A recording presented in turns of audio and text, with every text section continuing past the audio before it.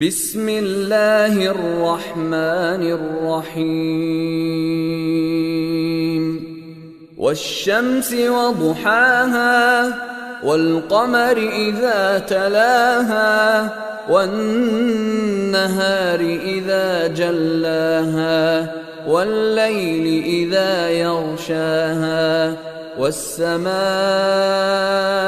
वमा बनाहा वल्अर्द वमा तहाहा वनफ्सिन वमा सव्वाहा फ़अल्हमहा फुजूरहा वतक़वाहा क़द अफ़्लह मन ज़क्काहा वक़द ख़ाब मन दस्साहा कज़्ज़बत समूद बितग़वाहा इज़ इंबअथ अश्क़ाहा फ़क़ाल लहुम रसूलुल्लाहि नाक़तल्लाहि वसुक़याहा फ़कज़्ज़बूहु फ़अक़रूहा फ़दमदम अलैहिम रब्बुहुम बिज़न्बिहिम फ़सव्वाहा वला यख़ाफ़ु उक़बाहा।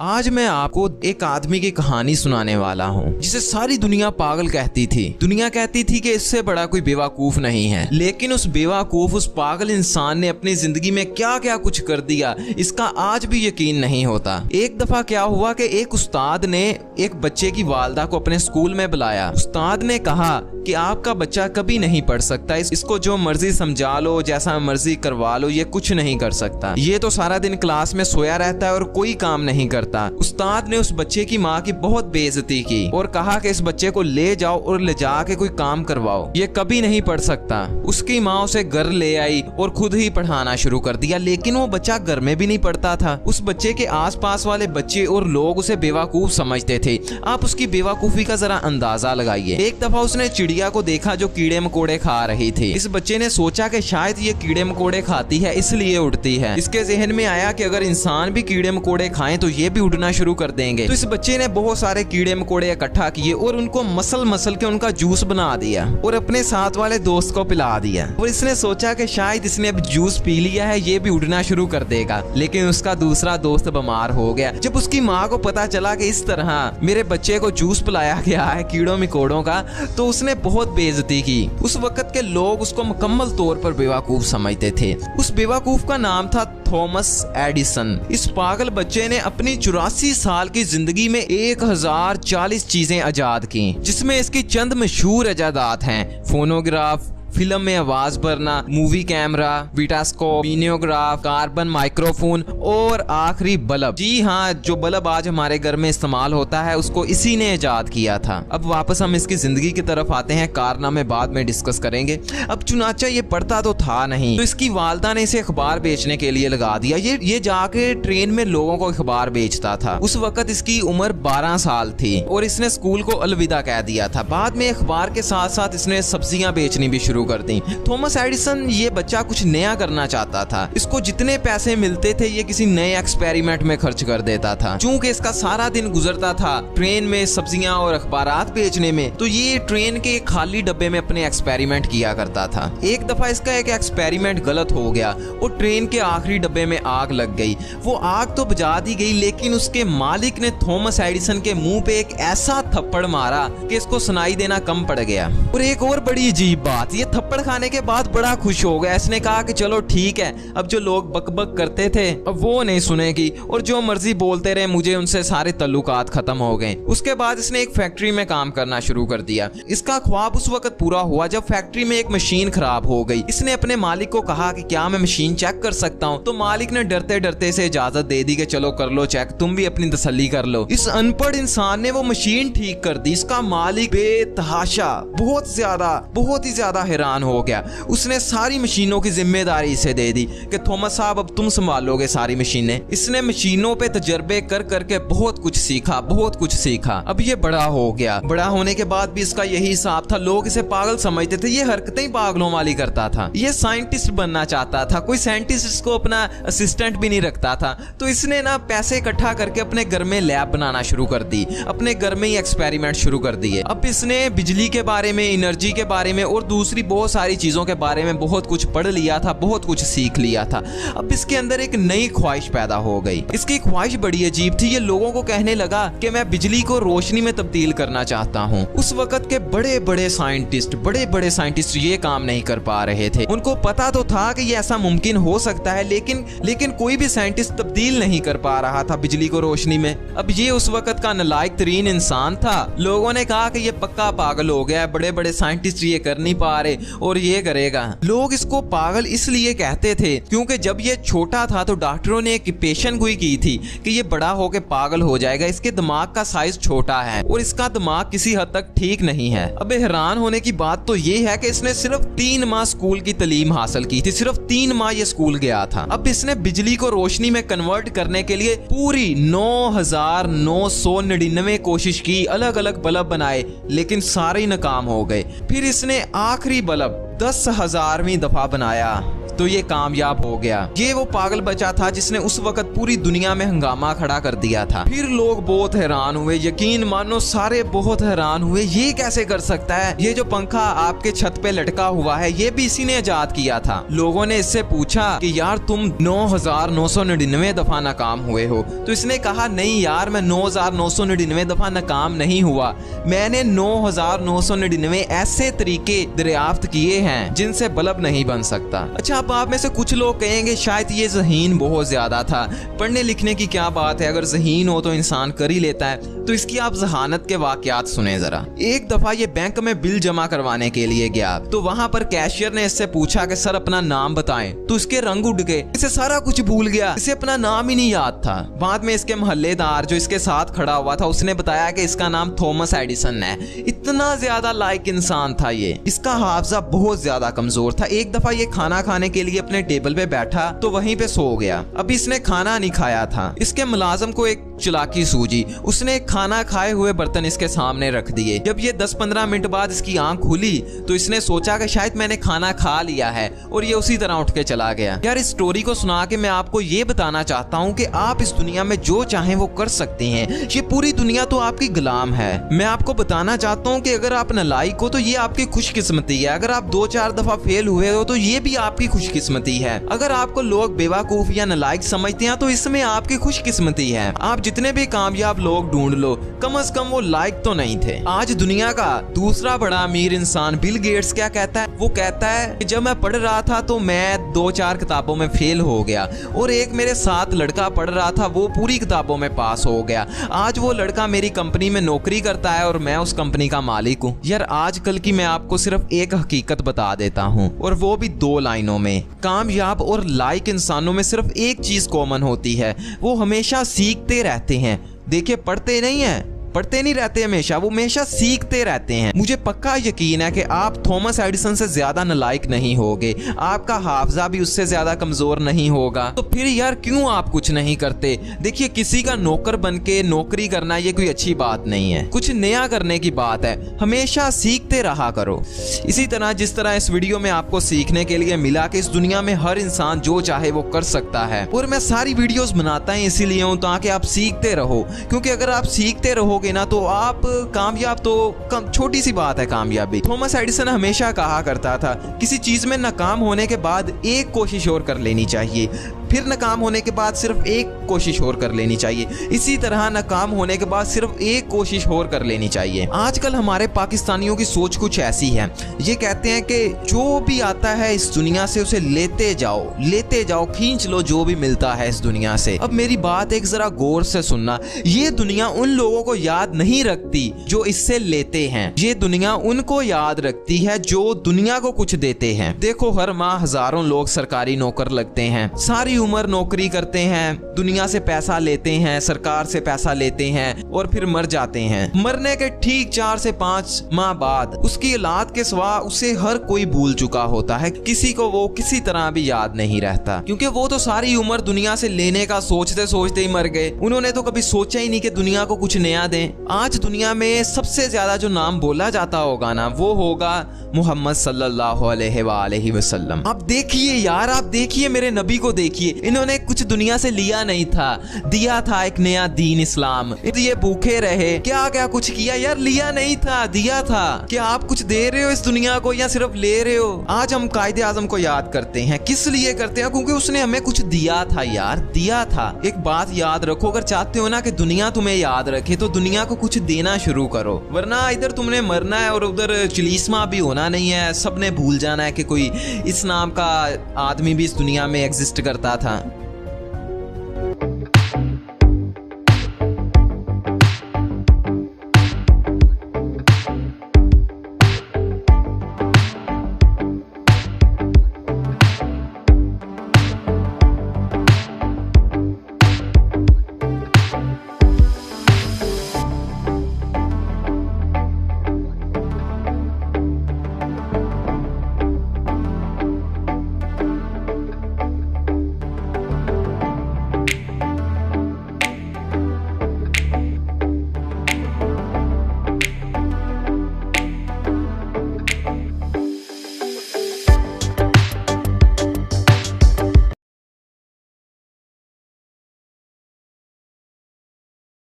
आप सोचते होंगे कि अगर मैं बहुत इंटेलिजेंट बन जाऊं, साइंस में नई डिस्कवरीज कर लूं, कुछ पेटेंट्स मेरे नाम हो जाए तो मैं बहुत अमीर बन सकता हूं। लेकिन क्या आपको निकोला टेस्ला की लाइफ के बारे में पता है? निकोला टेस्ला के नाम पर 300 पेटेंट्स थे। वो 9 लैंग्वेजेस बोल सकते थे। आज इतने सालों के बाद भी जितनी भी मोटर चल रही हैं, जितनी भी फैक्ट्रीज में काम हो रहा है, उन्हीं की इन्वेंशन इंडक्शन मोटर की बदौलत है। हमारे घर में बिजली उन्हीं की डिस्कवरी की वजह से आई है। लेकिन क्या आपको पता है कि 7 जनवरी 1943 में एक न्यू यॉर्कर होटल के स्टाफ में काम कर रही एक औरत ने होटल के रूम नंबर 3327 को खोला और उसके अंदर उन्हें एक 86 साल के बूढ़े आदमी की लाश मिली। और वो लाश निकोला टेस्ला की थी, जो उस होटल में पिछले 9 सालों से रह रहे थे। निकोला के पास आखिरी दिनों में कोई पैसे नहीं थे और वो काफी टाइम से सिर्फ दूध और बिस्किट पी के अपनी जान बचा रहे थे। और हर रोज उस खाने में से भी कुछ हिस्सा पास के कबूतरों को दे देते। अब मेन सवाल जो आपके मन में आ रहा होगा और वो ये होगा कि इनके साथ ऐसा क्यों हुआ, क्योंकि इन्होंने तो खुद की एक कंपनी टेस्ला इलेक्ट्रिक कार भी बनाई थी। और आज की ये वीडियो इसी टॉपिक के ऊपर है। टेस्ला का जन्म 10 जुलाई 1856 में स्मिल्जन, क्रोशिया में हुआ था। टेस्ला के फादर एक पुजारी थे, जबकि माँ खेती का ख्याल रखती थी। टेस्ला के दोनों पेरेंट्स एक अच्छी फैमिली में से थे। टेस्ला का एक बड़ा भाई था और 3 बहनें थी। टेस्ला अपने बड़े भाई डेन के साथ बहुत खुश होकर रहते थे और उनके साथ पक्षी पकड़ते, मछलियां पकड़ते और बाकी गेम्स खेलते। लेकिन जब निकोला 7 साल के हुए तो निकोला के बड़े भाई डेन की घोड़े से गिरकर मौत हो गई। निकोला अपनी बायोग्राफी में लिखते हैं कि मैं इस इंसिडेंट को कभी भुला ही नहीं पाया। मुझे हमेशा अपने भाई की मौत का सीन याद आता रहता था। उन्हें ऐसा लगता था कि उनके पेरेंट्स उनके बड़े भाई से ज्यादा प्यार करते थे और उनकी मौत के बाद वो टेस्ला को भूलने लगे थे। निकोला टेस्ला के फादर की सिटी ऑफ गॉस्पिक में ट्रांसफर हो गई और यहाँ पर टेस्ला की स्कूलिंग स्टार्ट हुई। टेस्ला पढ़ाई में बहुत इंटेलिजेंट थे। उन्होंने 9 से ज्यादा लैंग्वेजेस सीखी। वो हर एक सब्जेक्ट में A+ ग्रेड ले आते थे, चाहे फिर वो फिजिक्स हो, मशीनरी हो, केमिस्ट्री हो या फिर इवन फ्रेंच क्यों ना हो। सारे टीचर्स टेस्ला को बहुत अटेंशन देते, जिसकी वजह से बाकी स्टूडेंट्स उनसे चिढ़ने लगते। वो इतनी मेहनत करते थे कि उन्होंने 4 साल की स्कूलिंग 3 साल में कंप्लीट कर ली। स्कूलिंग के बाद जब टेस्ला घर पहुंचे तो उन्हें कॉलरा नाम की बीमारी हो गई थी, जिससे उनकी मरने वाली हालत हो गई। टेस्ला के डैड को लगा कि वो मर सकते हैं और अपने बेटे की खुशी के लिए उन्होंने टेस्ला से कहा कि तुम जो बनना चाहो वो तुम बन सकते हो और मैं तुम्हें पुजारी बनने के लिए मजबूर नहीं करूंगा। और लकीली टेस्ला कॉलेरा से रिकवर हो गए और उन्होंने ऑस्ट्रिया में पॉलिटेक्निक ज्वाइन कर लिया। पॉलिटेक्निक में उनके साथ एक लाइफ चेंजिंग इवेंट हुआ। फिजिक्स की क्लास में उनके प्रोफेसर्स ने उन्हें डायनामो दिखाया, जो DC यानी डायरेक्ट करंट से चलता था, जब एक तार में इलेक्ट्रॉन्स एक ही डायरेक्शन में जाते हैं तो उसे डीसी यानी डायरेक्ट करंट बोला जाता है। लेकिन अगर उसी तार में इलेक्ट्रॉन पहले आगे जाएं और फिर पीछे आएं तो उसे एसी यानी ऑल्टरनेटिंग करंट बोला जाता है। तो उस फिजिक्स के प्रोफेसर ने क्लास में कहा, ये देखो डायनामो जो डीसी से चलता है। इस पर टेस्ला ने कहा कि अगर हम डीसी की जगह एसी यूज करें तो ये ज्यादा एफिशिएंटली बनाया जा सकता है, जिस पर प्रोफेसर को गुस्सा आ गया और उन्होंने उस डायनामो में से कम्यूटेटर को हटा दिया जो कि एसी को डीसी में कन्वर्ट करता था, जिससे वो डायनामो काम करना बंद हो गया। और प्रोफेसर ने कहा, देखा ये एसी यानी ऑल्टरनेटिंग करंट से नहीं चलता। और इस इंसिडेंट के बाद टेस्ला ने अपने लाइफ मिशन ही बना लिया एसी यानी ऑल्टरनेटिंग करंट पर काम करने का, और उनकी पूरी लाइफ की मैक्सिमम डिस्कवरीज एसी से ही रिलेटेड हैं। अपने कॉलेज के फाइनल ईयर तक आते आते टेस्ला स्टडी से बोर हो गए और उन्होंने जुआ ताश वगैरह खेलना स्टार्ट कर दिया और कॉलेज बीच में ही छोड़ दिया। अपनी फादर की डेथ के बाद उन्होंने ब्यूडापेस्ट में एक अमेरिकन टेलीफोन एक्सचेंज पर काम करना शुरू किया, जहां पर वो खंभों पर चढ़कर टेलीफोन लाइंस को ठीक करते हैं। टेस्ला इमेजिनेशन में बहुत अच्छे थे। वो कहते हैं कि पार्क में चलते चलते भी वो पूरी मशीन इमेजिन कर लेते थे, उसका एक एक पार्ट, वो कैसे घूमेगी, कैसे काम करेगी, एक्सेट्रा। तो एक बार पार्क में चलते चलते उन्होंने एक बहुत ही फेमस कॉन्सेप्ट सोचा जो आजकल के हर इलेक्ट्रिकल इंजीनियर को पता है, जिसे एसी मशीन्स चलती हैं, और वो था रोटेटिंग मैग्नेटिक फील्ड्स। इस समय थॉमस एडिसन भी अपने बिजनेसेस में काफी सक्सेसफुल हो चुके थे। उस वक्त एडिसन की कंपनी अमेरिका और पूरे यूरोप में अमीर लोगों के घर में अपनी डीसी करंट से लैंप लगवाती थी और रोशनी देती थी, जिससे वो काफी पैसे कमा रहे थे। टेस्ला एडिसन को सेंट्रल स्टेशन में एक लेबोरेटरी में मिले और एडिसन ने टेस्ला से पूछा कि उन्होंने कभी किसी इंसान को खाया है। ऐसा एडिसन ने टेस्ला से इसलिए पूछा क्योंकि जहां पर टेस्ला रहते थे उनके पास एक गांव में लोग मानते थे कि ड्रैकुला अभी भी जिंदा है। एडिसन ने टेस्ला को अपनी कंपनी में नौकरी दे दी। टेस्ला को एडिसन का काम करने का स्टाइल बहुत ही अजीब सा लगता था, क्योंकि एडिसन हर परम्यूटेशन कॉम्बिनेशन लगा के डिस्कवरीज करते थे, जबकि टेस्ला को लगता था कि ये टाइम वेस्टिंग है, क्योंकि एक दो फिजिक्स की छोटी इक्वेशंस को यूज करके एडिसन अपना काफी टाइम बचा सकते थे। इस वक्त तक टेस्ला एक सक्सेसफुल एसी इंडक्शन मोटर बना चुके थे और ये उन्होंने एडिसन को बेचने की सोची, लेकिन एडिसन को वो बिल्कुल पसंद नहीं आई और उन्होंने उस प्लान को रिजेक्ट कर दिया। एडिसन ने टेस्ला से कहा कि अगर वो उनके इक्विपमेंट्स को रीडिजाइन करके उन्हें ज्यादा एफिशिएंट बना लें तो वो उन्हें $50,000 देंगे। टेस्ला ने कुछ ही दिनों में एडिसन के इक्विपमेंट को रीडिजाइन किया और एडिसन से अपने $50,000 मांगे, जिस पर एडिसन ने हंसते हुए टेस्ला से कहा, क्या यार, ये एक अमेरिकन जोक था, तुम तो बहुत नासमझ हो। ये भी नहीं समझे। टेस्ला को ये बात अच्छी नहीं लगी और उन्होंने जल्दी ही एडिसन की नौकरी छोड़ दी। टेस्ला की शराफत का दो बिजनेसमैन ने फिर से फायदा उठाया था। रॉबर्ट लेन और बीए वेल की न्यू जर्सी में लाइटनिंग की मैन्युफैक्चरिंग कंपनी थी। इन दोनों बिजनेसमैन ने कहा कि अगर टेस्ला इनकी लाइटनिंग के प्रोजेक्ट में मदद करते हैं तो वो उनका नाम अपनी कंपनी के साथ जोड़ देंगे और उन्हें अपनी कंपनी के शेयर्स भी देंगे। लेकिन टेस्ला ने इंसिस्ट किया कि वो इस प्रोजेक्ट के बाद अपनी एसी मोटर को डेवलप करने में इन्वेस्टमेंट चाहते हैं, जिस पर वो दोनों बिजनेसमैन मान गए। टेस्ला ने बहुत मेहनत करके बहुत सी स्ट्रीट्स और फैक्ट्रीज में आर्क लाइटिंग को इंस्टॉल करवाया। उनका काम मैगजीन में भी पब्लिश हुआ, लेकिन जैसे ही कुछ महीने में आर्क लाइटिंग का काम खत्म हुआ, टेस्ला को कंपनी से निकाल दिया गया। दोबारा से टेस्ला के पास कुछ पैसे नहीं बचे। वो अपनी मशीन्स को बनाने में इतने बिजी हो जाते थे कि वो अपनी फाइनेंशियल सिक्योरिटी को ही भूल जाते थे और अनफॉर्चुनेटली इन्हें गड्ढे खोदने का काम करना पड़ा। वहां पर काम कर रहे फोरमैन ने देखा कि टेस्ला बहुत इंटेलिजेंट है और उन्हें अपनी कंपनी के चीफ इंजीनियर एल्फ्रेड ब्राउन से मिलवाया। ब्राउन ने लकीली टेस्ला के मैगजीन आर्टिकल्स पढ़े थे और वो टेस्ला से बहुत इम्प्रेस्ड हुए, इसलिए उन्होंने टेस्ला को एक बैंकर से मिलने के लिए कहा, जिनका नाम था चार्ल्स पेक। ब्राउन ने कहा कि अगर टेस्ला पेक को इम्प्रेस कर देंगे तो पेक उन्हें उनके काम के लिए फंडिंग दे सकते हैं। उस वक्त एक अंडे को सीधा खड़ा करना एक बहुत ही बड़ी स्किल मानी जाती थी और टेस्ला ने कुछ ऐसा ही किया। टेस्ला ने एक ब्रास का अंडा बनवाया और उसके आसपास अपने एसी सर्किट्स लगा दिए। जब उस एसी सर्किट ने रोटेटिंग मैग्नेटिक फील्ड प्रोड्यूस करी तो वो ब्रास का अंडा घूमने लगा और एकदम सीधा घूमता रहा। इससे पेक बहुत इम्प्रेस हो गए और इन तीनों ने, टेस्ला, पेक और ब्राउन ने मिलकर एक कंपनी खोली जिसे नाम दिया गया टेस्ला इलेक्ट्रिक कंपनी। अगले 15 सालों में टेस्ला ने बहुत इन्वेंशंस करी और बहुत काम पेटेंट करवाया। 1888 में टेस्ला ने एक स्पीच दी जिसका नाम था a new alternating current motor, जिसमें उन्होंने पहली बार दुनिया को दिखाया कि इलेक्ट्रिसिटी सिर्फ लाइट्स के लिए ही नहीं बल्कि अप्लायंसेज और फैक्ट्रीज में मशीन्स के काम भी आ सकती है। ये लेक्चर बहुत ही फेमस हुआ।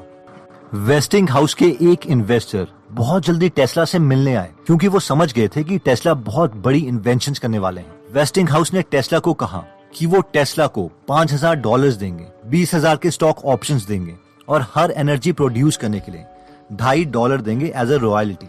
टेस्ला और वेस्टिंग हाउस के इंजीनियर्स ने एसी मोटर के डिजाइन को इम्प्रूव करने के लिए काम करना शुरू किया। ऑल्टरनेटिंग करंट की तरक्की देख के एडिसन को बहुत गुस्सा आया और वो चाहते थे कि लोग उनकी कंपनी से डीसी इक्विपमेंट्स लें, इसलिए उन्होंने एक चाल चली। उन्होंने एक इलेक्ट्रिक चेयर बनाई जिससे लोगों को करंट देके मरवाया जा सके। उसके बाद उन्होंने विलियम कैमलन नाम के एक अपराधी को चूज किया। इस अपराधी को वैसे भी मौत की सजा होनी थी क्योंकि इसने अपनी वाइफ का मर्डर किया था, इसीलिए विलियम को इस चेयर को यूज करके मारा गया जिसमें ऑल्टरनेटिंग करंट यूज किया गया। पहले विलियम के मुंह से झाग निकली, उसके बाद उनकी बॉडी हार्ड हो गई। सब उसकी मौत को देख के हैरान हो गए थे और उन सब लोगों को बताया गया कि इनको मारने के लिए ऑल्टरनेटिंग करंट यूज हुआ है, इसलिए ऑल्टरनेटिंग करंट खराब है। उसके बाद भी एडिसन नहीं रुके। उन्होंने 24 कुत्तों को एसी से टॉर्चर किया, एक घोड़े को एसी करंट देके मार दिया और एक फीमेल एलिफेंट को भी करंट देके मरवा दिया और उस पर एक शॉर्ट मूवी बनाई और सबको दिखाया कि ऑल्टरनेटिंग करंट कितना खतरनाक है।